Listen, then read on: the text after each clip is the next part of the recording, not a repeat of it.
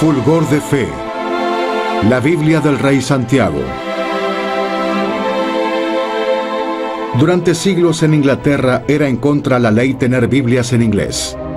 William Tyndale, Thomas Bilney, John Freed y cientos de otros se sacrificaron y fueron mártires por llevar la palabra de Dios al pueblo en su idioma natal. En medio de una época de cambio, conocida como la Reforma Protestante, estos devotos tuvieron el apoyo de algunos y la oposición de muchos. ¡Él es un hereje! Pero muy pocos fueron los que tuvieron un profundo impacto en el ámbito religioso. Muchas vidas se perdieron, reinos enteros cayeron y destinos fueron arrebatados en la incansable búsqueda de una Biblia en el propio idioma. Serás condenado por herejía. Una Biblia cuya influencia formó cierta realidad, ahora se ve amenazada con desaparecer. No, yo no leo la Biblia. No de la manera regular ni como libro religioso. Desde hace 6 años que no leo la Biblia. La última vez fue en la secundaria. Probablemente hace unos 5 años. No, no la leo. No la he leído como en... Creo que nunca la leí. Bueno, es elegir entre leer la Biblia o ver tu programa favorito. Lo que podemos observar en estas últimas décadas es que la gente ya no está acostumbrada a leer la Biblia. Es realmente lamentable. La actitud de los norteamericanos con la Biblia ahora es muy escéptica. No creen en su historia ni en su importancia. No creo que la Biblia haya perdido su relevancia, sino que muchos norteamericanos no están escuchando. Creo que para algunos norteamericanos la Biblia es como un talismán, un amuleto. Es decir, la gente tiene que tener una copia de la Biblia en casa. Inclusive diferentes versiones, porque hay algo dentro de uno mismo que nos dice que es importante tenerla en casa. ¿Cómo comenzó todo? Sin importar el clima político de aquellos tiempos, la Biblia siempre fue solicitada por la gente, lo cual era motivo de preocupación para aquellos en el poder, porque la veían como un posible agente subversivo de cambio. Muchos amigos y colegas de William Tyndale continuaron con la labor de sacar a la luz una versión popular en inglés de la Biblia. Luego del arresto de Tyndale, Miles Coverdale terminó la traducción del Antiguo Testamento. Coverdale tomó la traducción del Nuevo Testamento de Tyndale y junto con el Antiguo Testamento, que ambos habían traducido, publicaron la primera Biblia completa en inglés. La segunda Biblia en inglés, la Biblia de Mateo, fue publicada en 1537 por John Rogers, otro colega de Tyndale. Rogers tomó la Biblia de Coverdale y le agregó 9 traducciones adicionales del Antiguo Testamento, las cuales fueron traducidas por Tyndale. Rogers la publicó bajo el seudónimo de Tomás Mateo para ocultar su verdadera identidad. Pero Rogers no engañó a nadie. Cuando María la Sanguinaria ascendió al trono y empezó a ejecutar protestantes, la primera persona que mandó a la hoguera fue a John Rogers. Una de las grandes ironías del martirio de William Tyndale es que ocurrió justo cuando el rey Enrique VIII estaba a punto de mandar a hacer su propia versión en inglés de la Biblia, que sería conocida como la Gran Biblia. Así que Tyndale murió en 1536, y ese mismo año, Thomas Cromwell, bajo la dirección de Enrique VIII, dio la orden de que todas las iglesias inglesas tuvieran una Biblia en inglés. ¿Y qué Biblia iban a usar si solo estaba la Biblia que William Tyndale ayudó a traducir? Para 1540 se publicó una Biblia oficial con la imagen del rey en la portada, y la mayor parte de esa Biblia había sido traducida por William Tyndale. Solo unos cuantos meses después de la muerte de Tyndale, por decreto real, la Gran Biblia del rey Enrique se empezó a distribuir entre las iglesias. Hay que entender la gran importancia que tendría este libro. Era la primera novedad en las iglesias, en un tiempo en donde gradualmente la iglesia se iba desmantelando. Era despojada de estatuas y otras cosas por el estilo, y de repente aparece este gran libro, este enorme libro, que ahora estaba en todas las iglesias. Y al escuchar por primera vez las palabras de este libro tan sagrado en su propio idioma, fue algo muy impactante para unos y muy desagradable para otros. Para algunas personas esto fue extraordinario, ya que usaban este libro como un arma en contra del clero. Hubo algunos casos en los que mientras en un extremo de la iglesia alguien daba el servicio en latín, en el otro extremo había un protestante que leía en voz alta para interrumpir el servicio, lo cual era un fuerte acto de rebelión en contra del viejo mundo. Se podría decir que la oración de Tyndale fue respondida. El rey de Inglaterra sí abrió sus ojos, solo que lo hizo unos cuantos meses más tarde. Enrique había dado fin a sus matrimonios con Catalina de Aragón y Ana Bolena, una vez que ellas fallaron con el deber real más importante que tenían. A ambas dieron a luz princesas sanas, pero no pudieron darle ningún heredero varón. Catalina murió en el exilio y Ana fue ejecutada el 19 de mayo de 1536. En Hampton Court, el rey Enrique y Juana Seymour se comprometieron secretamente solo un día después. Cuando Juana quedó embarazada, Enrique estaba muy ilusionado, ya que los astrólogos y doctores habían predicho un varón. El día del nacimiento del príncipe Eduardo fue motivo de gran celebración, por lo que hicieron repicar las campanas anunciando el júbilo por tan grande ocasión. Pero el parto fue difícil y Juana Seymour murió unos meses más tarde. Eduardo fue criado por la última esposa de Enrique, Catalina Parr, quien lo crió protestante. Eduardo ascendió al trono a los 9 años de edad después de la muerte de su padre. Eduardo reinó como protestante solo 7 años, luego de lo cual falleció, por lo que Inglaterra se quedó sin rey y sin un representante protestante. El puesto fue ocupado por María, la hija de Enrique y Catalina de Aragón, quien era una devota católica.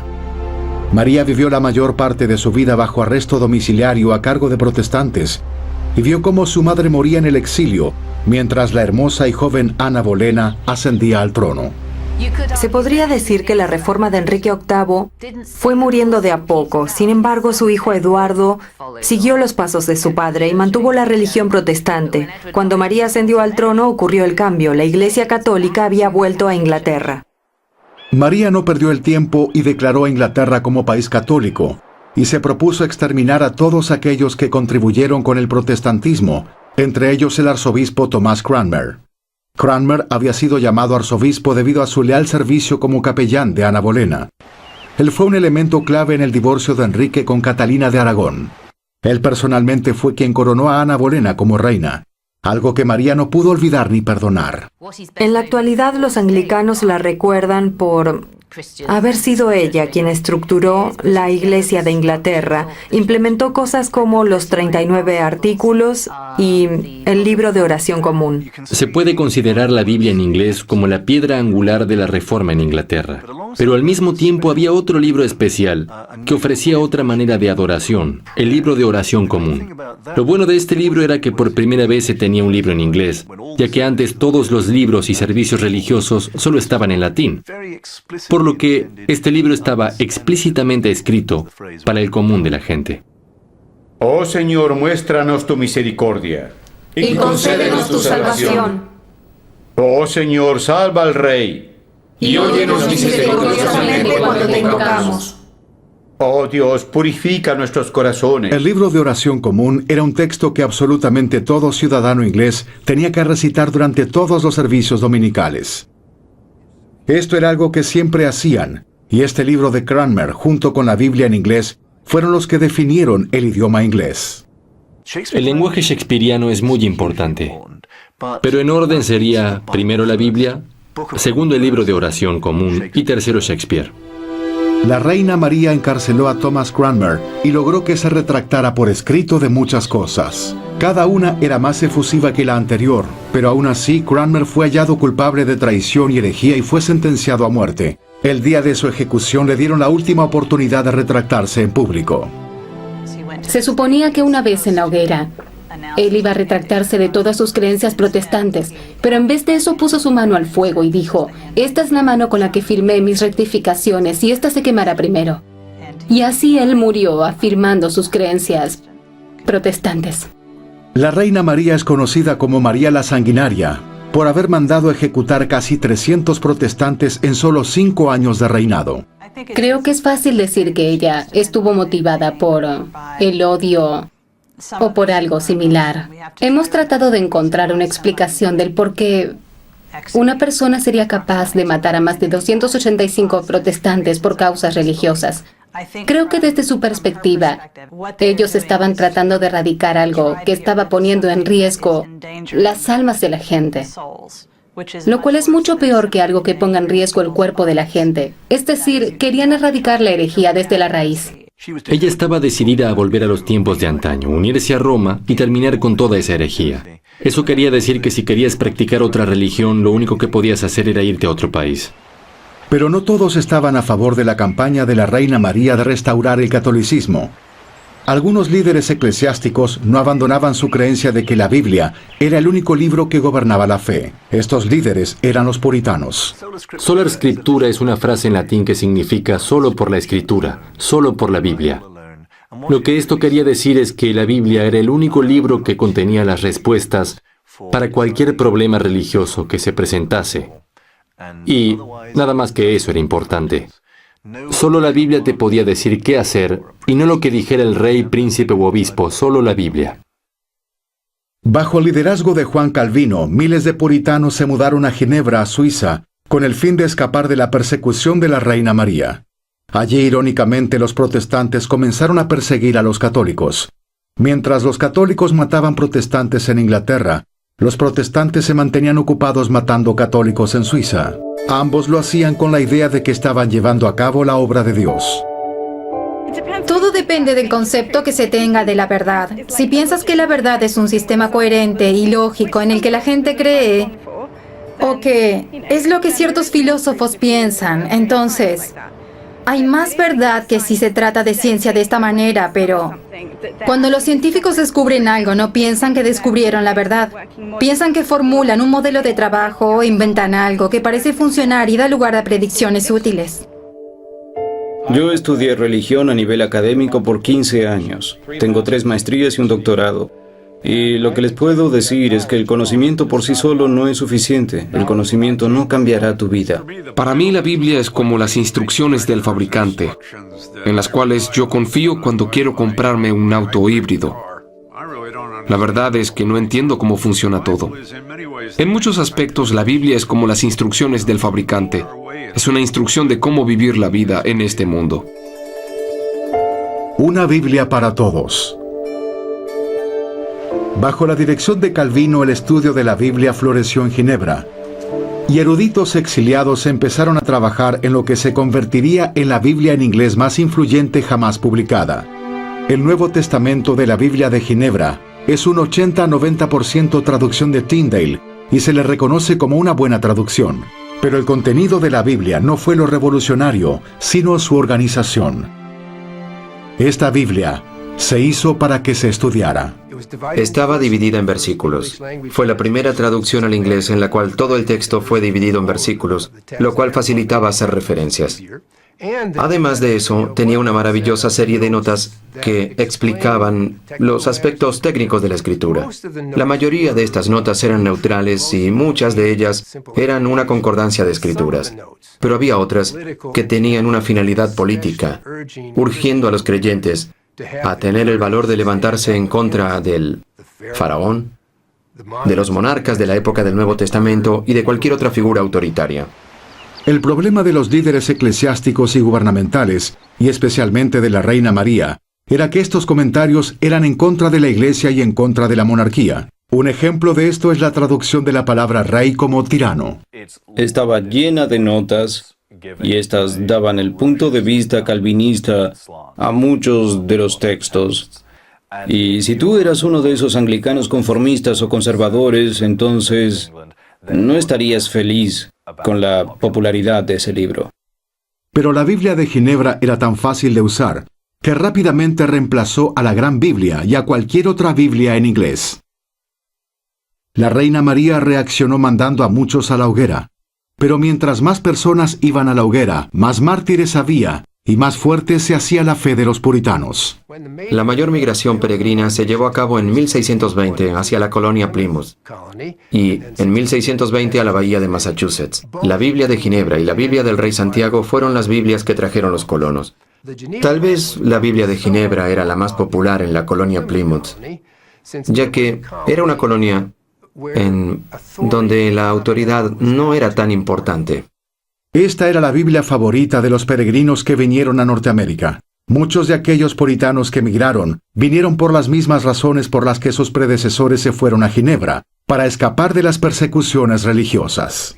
Bajo el mandato de la reina María Tudor, algunos protestantes se quedaron en el país y eran delatados por vecinos o eran detenidos por su fe protestante, por lo que la Iglesia Católica los enjuiciaba. El propósito era persuadirlos a dejar su religión. Ese era su propósito primordial, y no el de matarlos, pero si persistían y no querían convertirse a la religión católica, entonces los quemaban en la hoguera.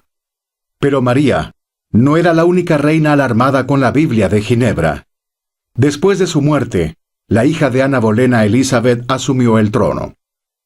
A pesar de ser protestante, la reina Elizabeth ordenó a los líderes eclesiásticos hacer una versión de la Biblia que no estuviera en contra de los monarcas, la cual se llamó la Biblia de los Obispos y en la que la palabra tirano fue táctilmente corregida.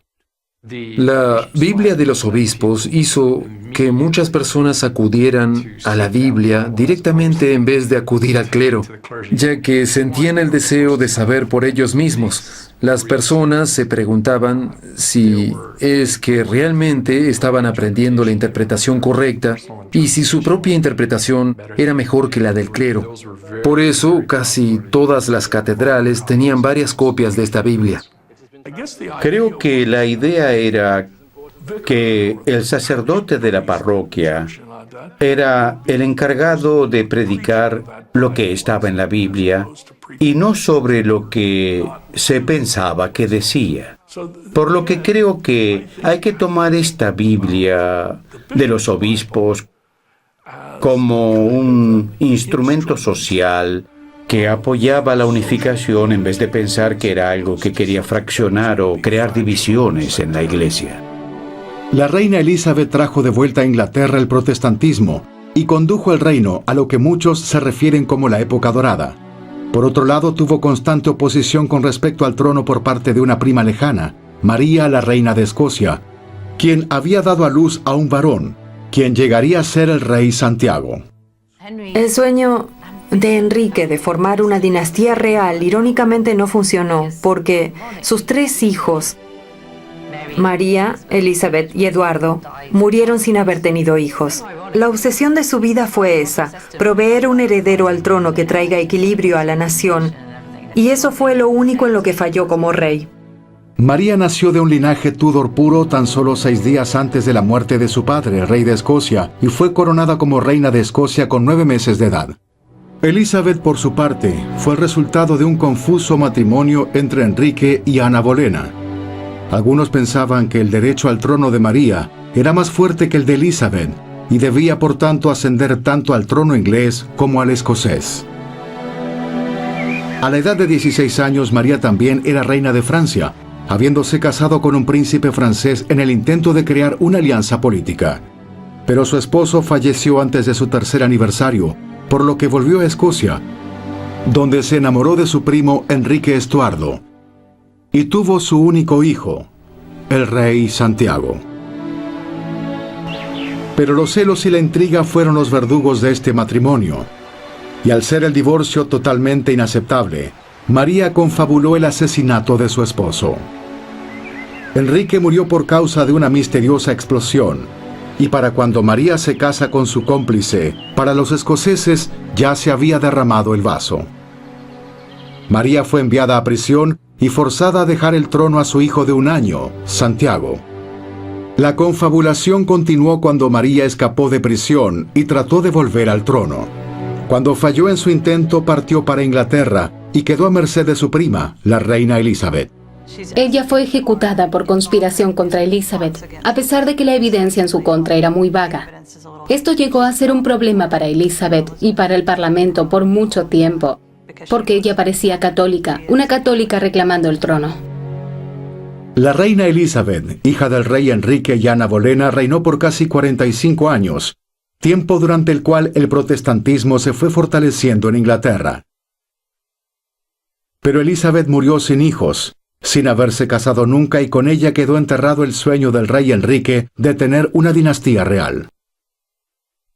Sí, creo que en tiempos antiguos era necesario tener la Biblia, pero En estos tiempos creo que la gente necesita algo un poco más tangible. Me gusta la moral que, bueno, la religión y el cristianismo enseñan, pero en realidad para mí la Biblia solo es literatura, no estoy seguro. Cuando la lea te digo mejor. La Biblia tiene algo que decirnos incluso después de tantos siglos. Los problemas que se plantean en las Escrituras no son tan diferentes de los que enfrentamos día a día en nuestras vidas. A veces cuesta más trabajo entender, hay que pensar más mientras se está leyendo. Es un proceso difícil, pero a medida que lees y oras, puedes llegar a saber la verdad. El significado de la vida. Esto es lo que la Biblia nos trae. Nos ayuda a entender por qué estamos aquí, por qué fuimos creados. Rey Santiago. Santiago, el sexto de Escocia, fue escogido para ser ahora Santiago el primero. Y es en realidad un cambio que fue largamente esperado. Porque en lugar de una reina lejana, ahora tienen una joven familia real por primera vez en muchos años. Él está abierto a nuevas ideas, está ansioso por ser rey porque sabe que llegó a una tierra de oportunidades. El rey Santiago empieza una triunfal procesión dirigida al sur, dando generosos regalos con quien entra en contacto. Habiendo personalmente atestiguado los desafíos de la realeza, su primer impulso denota un deseo de hacer la paz. Esta es ocasión de mucho festejo y celebración. Fue hospedado elegantemente por los cortesanos con intención de impresionar al nuevo rey y empezar con el pie derecho. Los puritanos no perdieron el tiempo en acercarse al nuevo rey incluso antes de que llegase a Londres. No estaban de acuerdo con las reformas protestantes que había declarado Elizabeth y esperaban que el rey Santiago les prestase una mano. Cuando Santiago es coronado, rápidamente lo ponen al tanto de lo que luego se conoció como la petición milenaria. Eran un ala de la iglesia puritana y lo que querían era una simplificación de la iglesia. Estaban en contra de toda esa estructura de obispos, diáconos y todo lo demás, y además estaban en contra de las cosas como los vestidos y ropajes y los objetos que los católicos adoraban. Ellos querían algo más simple y puro. Santiago no tardó en darse cuenta de que los puritanos presentaban un gran problema político. ¿Cómo iba a hacer para complacerlos a ellos sin ofender a los protestantes? Decidió convocar a una conferencia que sería llevada a cabo en Hampton Court. Y a esta conferencia serían invitadas las eminencias de la iglesia, los obispos y diáconos. Pero también sería invitado un pequeño grupo de puritanos. Y él sabía lo peligrosos que eran. Y al final se vio que tenía razón, porque los puritanos tomarían el control. Ellos se deshicieron de su sucesor, Carlos I, y tomaron el control del reino en los días de la Revolución Puritana. Por lo que fue muy acertado por parte del rey Santiago decidir que algo se debía hacer para mantenerlos callados. Cualquiera pensaría que esta es una decisión democrática muy inteligente. Juntémonos y hablemos de ello. Y eso se le acredita al rey. Parte de la razón por la que él optó por actuar de esta manera es por su propio interés personal sobre temas de teología. Él era un hombre inteligente que se interesaba en el debate y la discusión. El primer día de los 4 que duró esta conferencia se enfocó exclusivamente en los obispos, aproximadamente unos 20.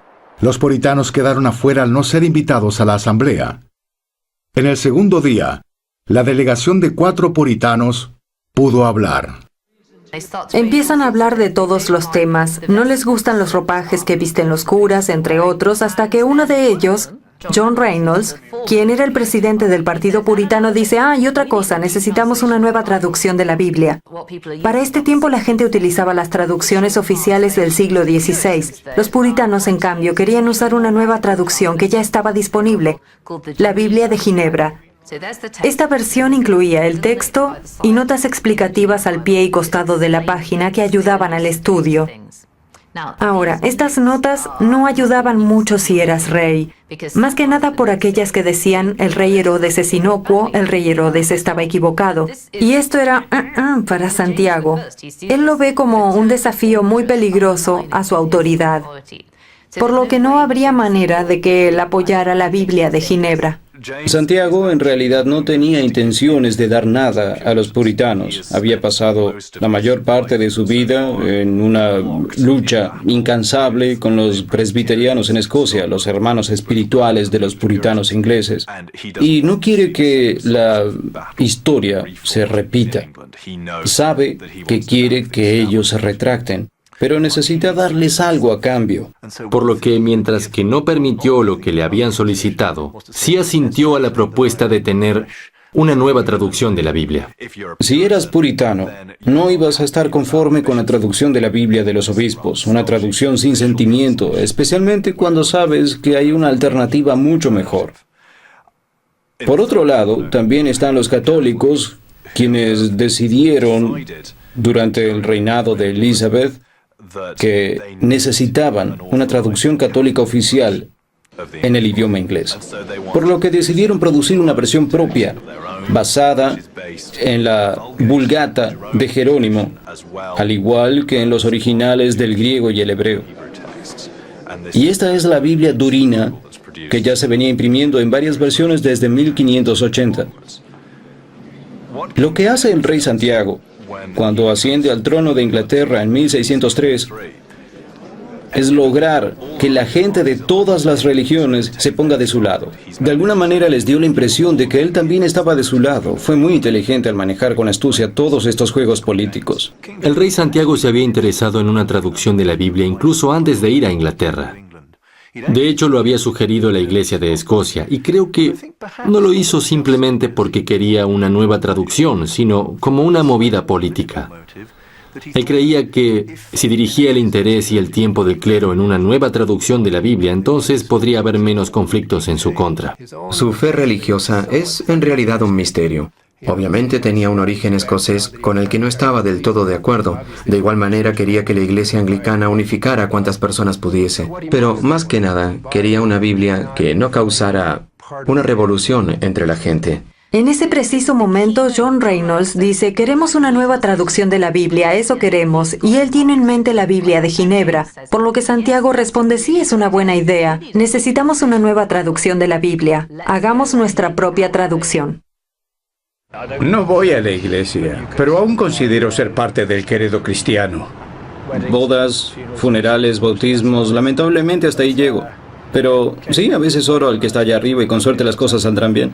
Al ponerme viejo, puede que tenga que reconsiderar mi filosofía mientras el fin se acerca. Yo fui criado en un hogar en el que cada noche, luego de cenar como familia, mis padres abrían la Biblia y leíamos algunos pasajes y nos juntábamos para orar.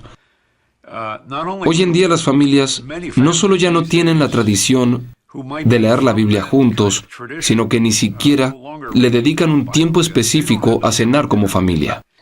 Creo que el problema está en las prioridades. La gente tiene que entender que lo más importante es lo eterno. Ellos pueden escoger un lugar que sea conveniente para ellos, ya sean sus hogares, sus autos o algún lugar en el que estarán solos. Y ese lugar será sagrado.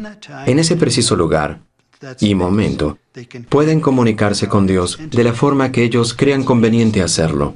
Me cansé de esta cultura de novedades, en la que cada semana hay alguien que dice, probemos algo nuevo, algo totalmente fresco, algo innovador. Yo, por el contrario, siento, probemos con algo del pasado, volvamos a esas buenas tradiciones y formemos lazos con esas tradiciones. Una nueva traducción. Santiago encomendó a 54 eruditos en 6 diferentes grupos a estudiar la Biblia línea por línea y crear la traducción más exacta que fuera posible. Había 6 comités trabajando en 3 lugares diferentes: Oxford, Cambridge y Westminster. Y sus notas eran comparadas entre sí, al igual que sus traducciones. Lo interesante es que entre ellos se comunicaban en latín. Eligieron a los eruditos más eminentes del momento. Eran decanos de las universidades, eran obispos y eran personas con gran reputación por su trabajo en hebreo y en griego. Los traductores juntaron pasajes de diferentes fuentes y compararon traducciones de cada palabra. Al final de este proceso, muy a menudo el lenguaje de William Tyndale prevaleció. El biógrafo de William Tyndale aseveró que la traducción de Tyndale era alrededor del 90% de la Biblia del Rey Santiago. Puede que sea un porcentaje muy alto, pero no es una exageración. Lo que es extraordinario es que estas eminencias en 1611 tomaran traducciones que eran de 1520, casi arcaicas a su parecer, pensando que este era en realidad un trabajo de calidad. Tyndale le dio a los traductores del Rey Santiago un nuevo modelo de traducción. Consistía en prestar atención al sentido literal del texto original y en un mejor nivel de léxico. Él buscaba un lenguaje que pudiese ser entendido perfectamente por lo que él llamaba el chico que dirige el carro o lo que nosotros llamamos el hombre común. Él era un escritor brillante, por lo que si se busca el genio detrás de la traducción del Rey Santiago, él es el genio. Verdad y elocuencia. Uno de los héroes que surgen de entre los traductores del Rey Santiago es Lancelot Andrewes, el líder del primer grupo en Westminster. Andrewes hablaba 15 idiomas de la época, al igual que 6 idiomas antiguos. Él estuvo a cargo de la edición y revisión del proyecto en su totalidad. Esta era una empresa de eruditos. Ya no era posible que solo un hombre como Tyndale hiciese el trabajo.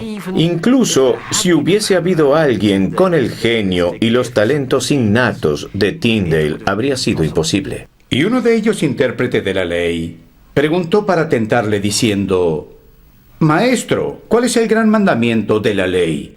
Y Jesús le dijo: amarás al Señor tu Dios. El propósito de la Biblia del Rey Santiago era que se leyera a la congregación. Por lo tanto, se leían cada una de esas 700,000 palabras en el salón Stationer, y el comité escuchaba muy atentamente y además se aseguraba de que sonara bien.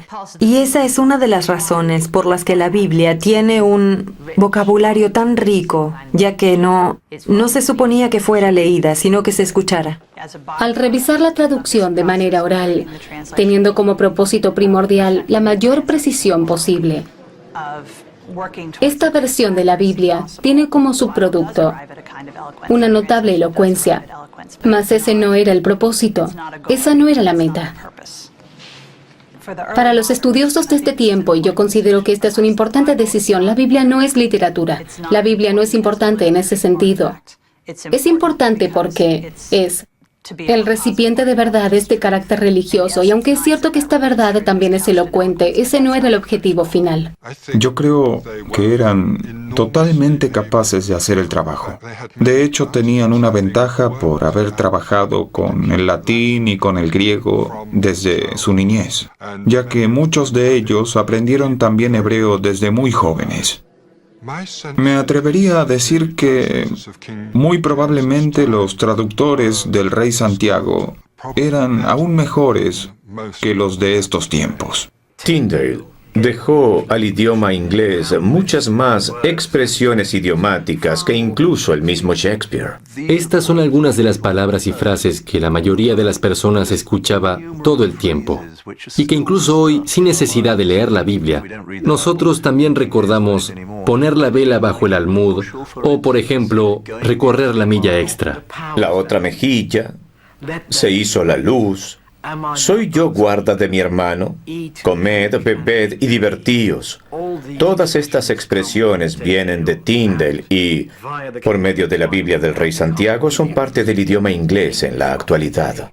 En el siglo XIX, Thomas Carlyle, Samuel Taylor Coleridge e incluso Charles Dickens brindaron innumerables elogios a la Biblia del Rey Santiago. Lo que sí me parece curioso es que este tipo de elogios no existieron en los primeros 200 años desde que salió esta versión. Una de las grandes contribuciones por parte de Tyndale es que él logra que la Biblia suene familiar al ciudadano común. Logra que suene familiar al oído inglés y por lo tanto lograr que la gente lea la Biblia y se conmueva al hacerlo. Yo creo que la Biblia es falsa. Como eso de que Dios creó el mundo y cosas así, todo eso no ha sido comprobado. ¿Quién puede decir qué está mal y qué está bien? No, pero entonces, ¿quién creó al mundo? Yo creo que Dios lo hizo. Pero no sabes que Dios lo creó. Solo porque alguien dice que lo creó, por eso la gente cree. Yo diría que si alguien dice que sabe más que la Biblia es porque sufre de un gran ego. El mundo es muy impaciente. Todos quieren absolutamente todo listo y servido sin tener que trabajar. Este no es cualquier libro de la antigüedad. No es ningún manual supersticioso. Se trata de la palabra de Dios. Por medio de ella, Dios continúa iluminando esos escritos antiguos, de manera que hoy en día continúan hablándonos. El lenguaje de la religión.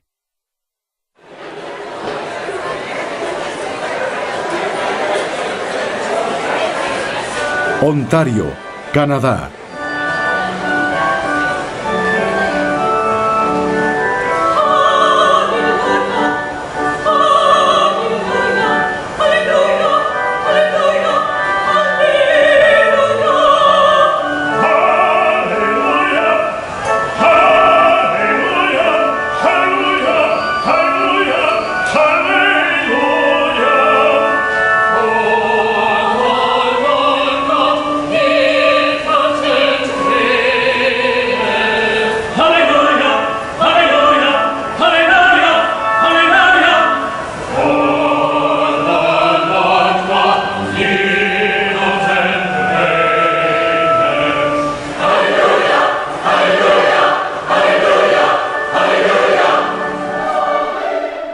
El uso de la repetición en el lenguaje bíblico, que es una de las herramientas poéticas hebreas, sería utilizado nuevamente en composiciones musicales, al igual que por compositores que buscan un estilo de lenguaje similar al estilo musical.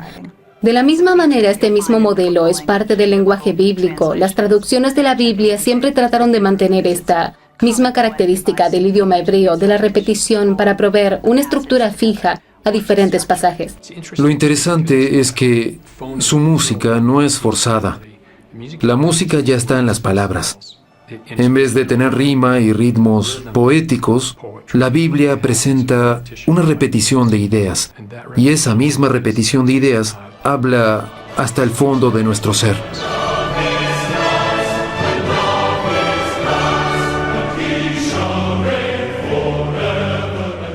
No quiero ofender, pero no creo que la nueva Biblia americana pueda crear un Mesías de Handel o su libreto. Realmente lo dudo. La versión del Rey Santiago canta. William Tyndale tradujo la Biblia con infinita pasión por este proyecto, hasta el punto de morir por ella. En cierto sentido es casi milagroso que él haya traducido bajo tales circunstancias, porque, en verdad, se requirió de él hasta lo más sublime. Coro del Tabernáculo Mormón.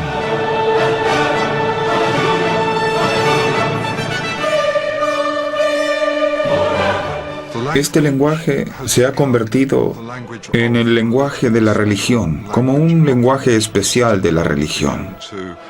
Fue Tyndale el precursor de esta modalidad que hasta ese entonces no existía entre los traductores. Es esa forma especial que tenemos de hablar cuando hablamos de Dios o cuando hablamos de Él. Es casi como una hermosa obra de arte que sale directamente desde el alma de una persona, la que se ha forjado con talento, con sacrificio. Es el caso de Tyndale, a quien su talento y su preparación lo llevaron a sacrificar su vida por esta obra. Yo pienso que eso es lo que hace que la Biblia cante, que el Rey Santiago cante. Ellos dejaron que Tyndale hablara.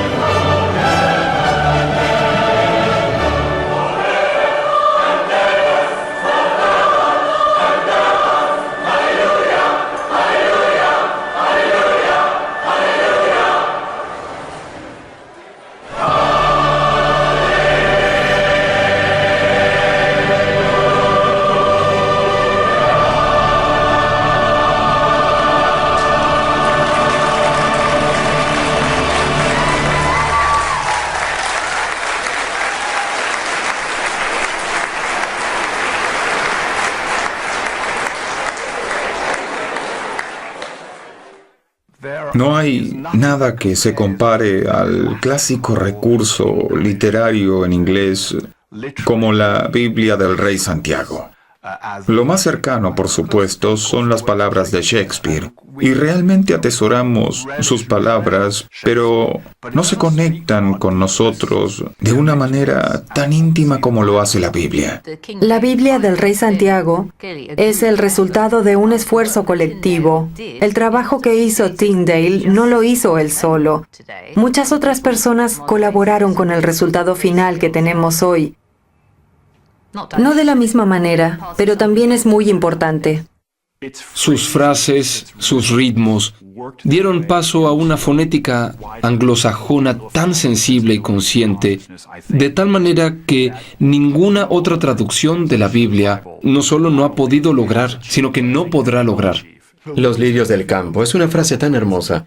Me he encontrado con traducciones más contemporáneas que la han cambiado por flores silvestres. ¿Es flores silvestres una mejor traducción? No lo sé, puede que transmita una mejor imagen. Pero el valor literario de la frase, los lirios del campo, es hasta aliterado. Está la palabra lirios y después la letra O, que se repite en campo. Quien pensó en traducir este pasaje de esa manera, estaba convencido de la hermosura de esta frase. Y quiso asegurarse de que esa belleza esté ahí. A eso me refiero con que ha puesto el alma en la traducción de los lirios del campo. Más que una obra literaria, esta Biblia primero fue traducida para ser entendida y luego para denotar belleza. Una absoluta belleza. La religión no son simplemente las palabras que están en la Biblia. Obviamente es gran parte de ello, pero también es un sentimiento. Algo realmente muy emocional. Y la Biblia del Rey Santiago, más que ninguna otra Biblia, captura esa emoción.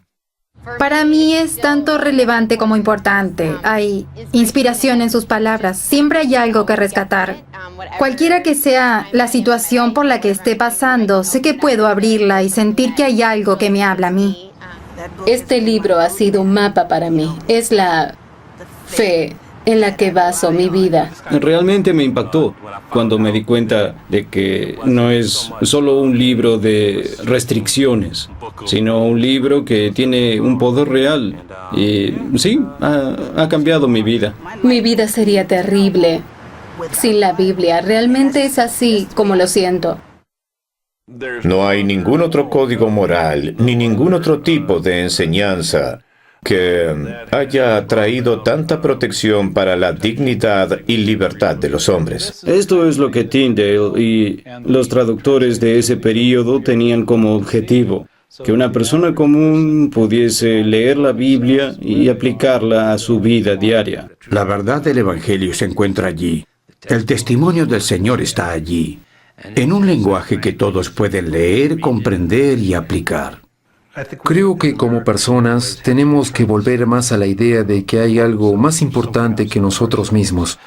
Hay un ser superior que tiene algo que decirnos, y eso se encuentra en las palabras, en la armonía de las Escrituras. Por un lado, la Biblia es un libro antiguo. Pero para nosotros que somos creyentes, estamos profundamente convencidos de que la Biblia es una de las formas en cómo Dios se comunica con nosotros. Dios existe, y nosotros somos sus hijos, pero también somos pecadores que necesitamos desesperadamente la guía que Dios nos brinda en este libro sagrado. Y cuando aplicamos sus enseñanzas, es ahí cuando el Espíritu de Dios hace que este libro tome vida. La Biblia del Rey Santiago. La traducción de la Biblia del Rey Santiago está ahora completa. ¿Estamos de acuerdo?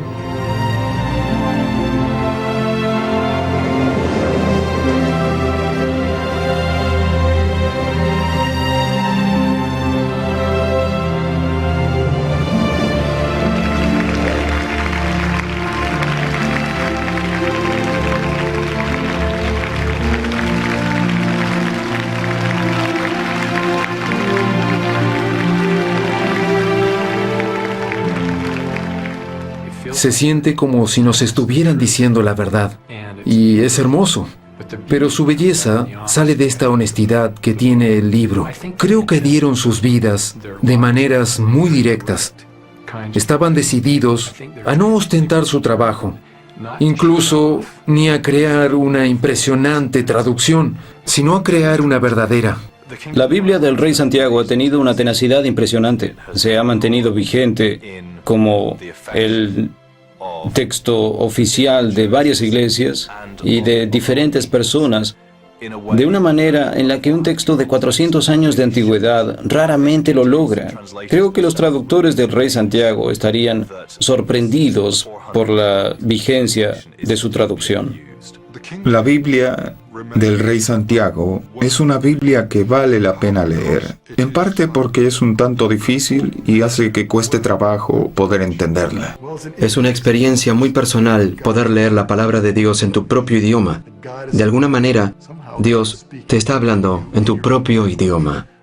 La intimidad de esta experiencia es parte del legado de los traductores del siglo XVI. Uno no debería apresurarse a decir que esta es sin duda alguna la mejor de todas las traducciones, pero para mí lo es.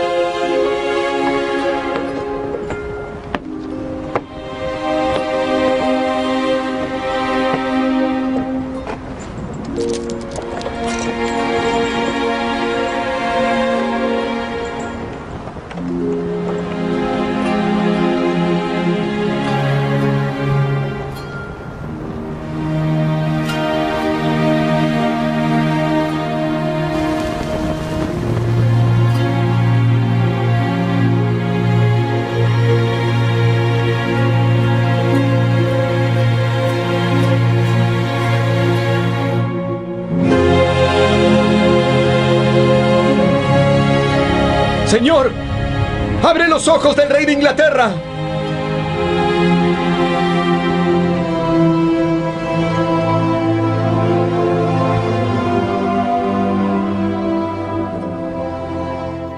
Los que no vivimos en el tiempo de Cristo, por medio de la Biblia podremos conocerlo en espíritu.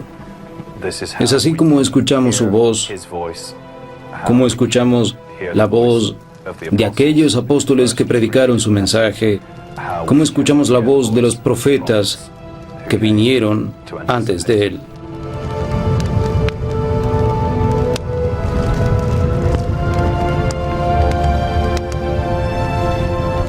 La Biblia es esencial para los cristianos. La necesitamos. Por medio de ella podemos oír cómo Dios también nos habla hoy, pero llegará el día en el que lo veremos cara a cara y después dejaremos nuestras Biblias en casa.